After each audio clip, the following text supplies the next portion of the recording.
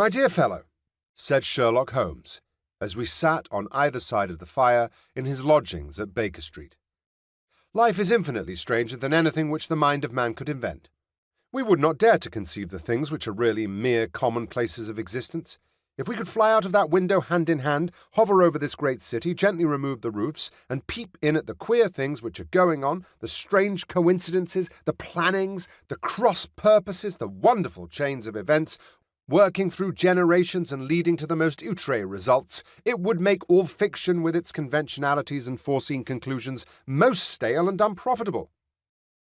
"And yet I am not convinced of it," I answered. "The cases which come to light in the papers are, as a rule, bald enough and vulgar enough. We have in our police reports realism pushed to its extreme limits, and yet the result is, it must be confessed, neither fascinating nor artistic."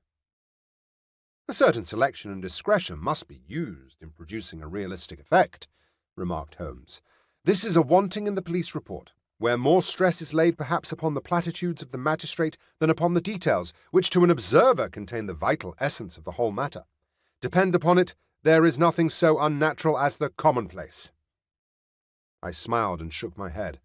"I can quite understand you thinking so," I said. "Of course, in your position of unofficial adviser and helper to everybody who is absolutely puzzled throughout 3 continents, you are brought into contact with all that is strange and bizarre. But here," I picked up the morning paper from the ground, "let us put it to a practical test. Here is the first heading upon which I come, a husband's cruelty to his wife. There is half a column of print, but I know without reading it that it is all perfectly familiar to me. There is, of course, the other woman, the drink, the push, the blow, the bruise, the sympathetic sister or landlady. The crudest of writers could invent nothing more crude. Indeed, your example is an unfortunate one for your argument," said Holmes, taking the paper and glancing his eye down it. "This is the Dundas separation case, and as it happens I was engaged in clearing up some small points in connection with it.